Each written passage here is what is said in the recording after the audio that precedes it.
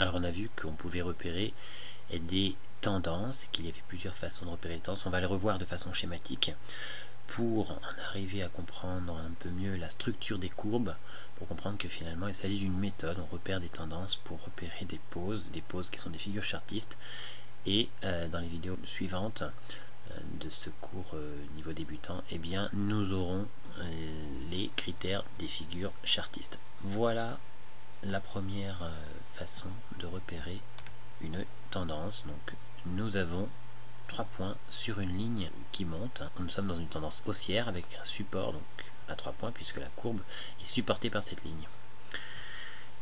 3 points à la baisse, une résistance donc puisque la courbe résiste sous cette ligne.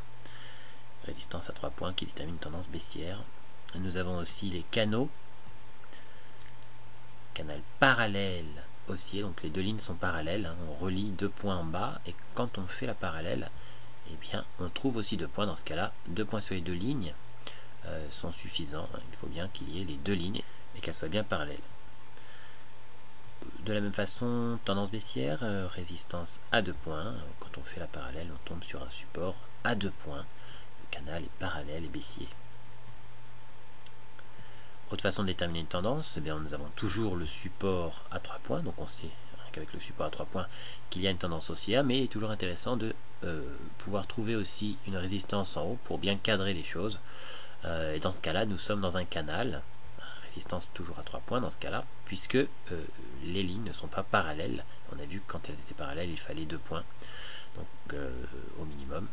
Canal haussier non parallèle, 3 points en bas, 3 points en dessus. Support et résistance. À la baisse, c'est la même chose. Hein. Il suffit d'avoir la résistance à 3 points, 3 points pour déterminer une tendance baissière. Et bien, si on trouve un support à 3 points, eh bien, on peut déterminer que nous sommes dans un canal baissier non parallèle. Une autre façon finalement de déterminer la tendance. Pour une ligne horizontale, eh bien, 2 points suffisent sur le même niveau pour déterminer que ce niveau est une ligne horizontale que l'on appelle une résistance à 2 points quand la courbe se trouve en dessous et que l'on appelle un support horizontal quand finalement la courbe se trouve au-dessus et qu'elle est supportée par cette ligne horizontale. On a repéré 2 fois le même niveau, voyez.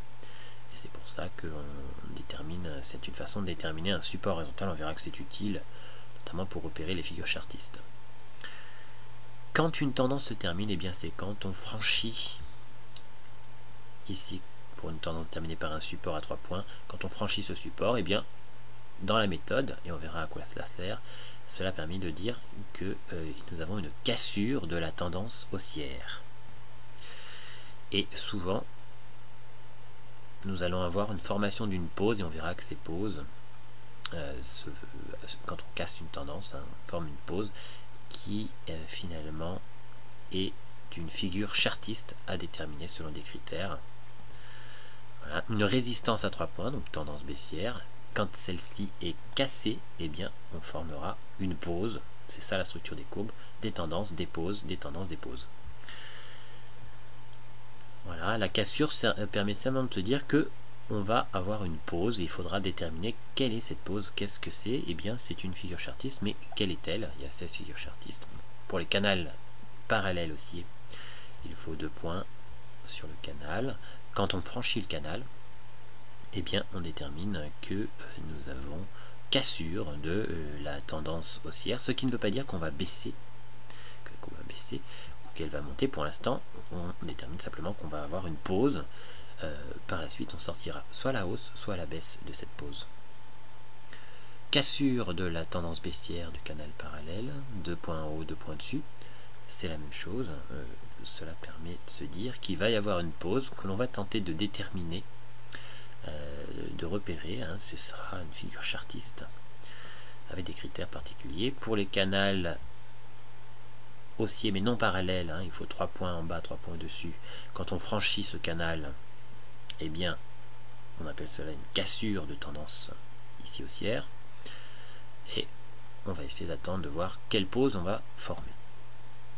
Canal non parallèle, 3 points en haut, résistance, 3 points en dessous, le support, et on casse la résistance et on casse le canal non parallèle à la hausse. On aura une pause. C'est pourquoi nous avons des pauses qui servent à continuer une tendance. On avait une tendance haussière ici, déterminée par un canal non parallèle à 3 points. On a fait une pause, on est sorti de cette pause à la hausse pour repartir en tendance haussière, ici dans un canal parallèle. À la baisse c'est pareil, hein, on peut avoir un canal baissier, on casse à la hausse ce canal, vous voyez, mais ça ne veut pas dire qu'on va partir à la hausse, on forme d'abord une pause et on peut aussi repartir dans le même sens. Évidemment il y a aussi des pauses de retournement hein, qui se construisent autour des cassures de tendance, donc une tendance, une cassure, une pause, un retournement, puisqu'on casse, on franchit la pause vers le bas, on va vers le bas, on forme une tendance, on franchit cette tendance, ensuite il faudra déterminer quelle est cette pause, on verra que c'est des figures chartistes, et cette pause va permettre de sortir soit à la hausse, soit à la baisse, ici c'est à la hausse, on forme ensuite une tendance haussière, dans un canal non parallèle à 3 points sur le support et la résistance, on franchit ce canal non parallèle à la baisse, formant ainsi une pause, et cette pause va servir ici de retournement puisqu'on va repartir à la baisse en sortant de la pause. Pour les besoins de la méthode, eh bien, on a vu qu'on repérera des canaux ou des tendances.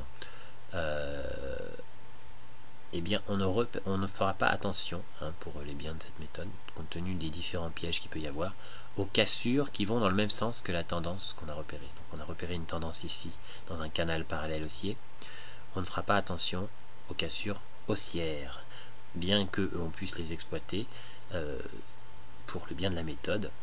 Même pour la méthode confirmée, on ne fera pas attention à ce type de cassure. On le voit ici, canal haussier non parallèle avec 3 points en bas, 3 points dessus, qui casse à la hausse.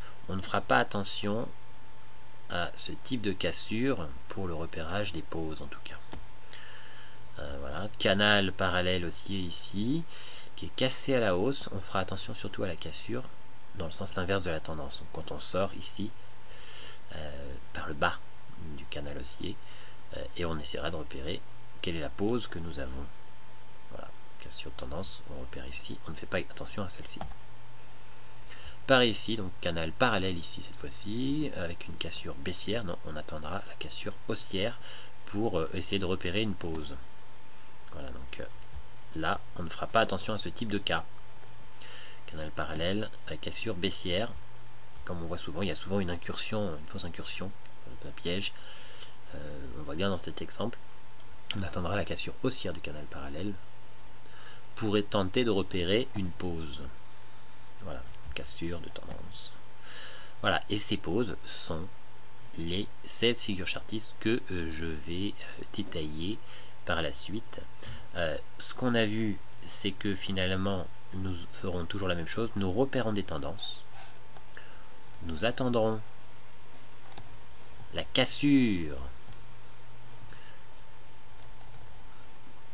de ces tendances pour repérer une pause selon des critères qui nous permettront de déterminer que ces pauses sont des figures chartistes. C'est ce qu'on va voir par la suite, les figures chartistes et leurs critères hein, finalement. Voilà, donc toujours la même chose, on repère des tendances, on attend la cassure. Quand on a la cassure, c'est à partir de là qu'on sait qu'il faut attendre de voir se former une pause, donc une figure chartiste. Il va falloir déterminer de quel type de figure chartiste il s'agit pour savoir comment la traiter selon les critères de ces figures chartistes. Nous aurons dans la formation débutant une partie finalement qui expliquera de façon synthétique rapidement, qui présentera simplement les figures chartistes. Dans la formation confirmée, nous aurons non seulement les critères des figures chartistes, mais aussi comment les traiter bien en détail, avec notamment le calcul des niveaux d'objectifs, puisqu'il y a selon les figures chartistes un ou plusieurs objectifs, calculables toujours de la même façon. Et pour ces figures chartistes, nous verrons dans la formation confirmée par contre aussi les niveaux de stop, où mettre son stop sur ces figures chartistes, finalement comment les traiter dans les moindres détails.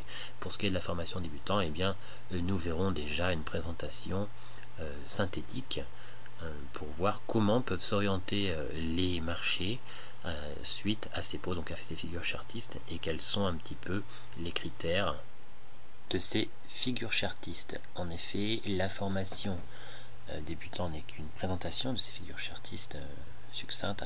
La formation finalement confirmée va beaucoup plus loin puisqu'elle va nous montrer un panel important d'expériences visuelles qui est la base du trading, l'observation. Beaucoup de cas vous seront présentés dans la formation confirmée, avec notamment des particularités à ces figures chartistes qui ne sont pas juste toutes simples. Finalement, il y a sur une même figure plusieurs cas particuliers qu'on peut retrouver, plusieurs particularités, pièges, etc. On en parlera dans la formation confirmée, avec notamment, sur cette formation confirmée, un système de notation, c'est-à-dire comment faire en sorte que finalement ces figures chartistes puissent être exploitables selon des probabilités, et comment noter tout le cheminement de la méthode, c'est-à-dire repérage des tendances, repérage des figures, les critères, qu'est-ce qu'on va repérer, qu'est-ce qu'on va regarder, comment on va le noter pour avoir finalement une note sur 10, et ensuite savoir comment finalement traiter ou non telle ou telle configuration.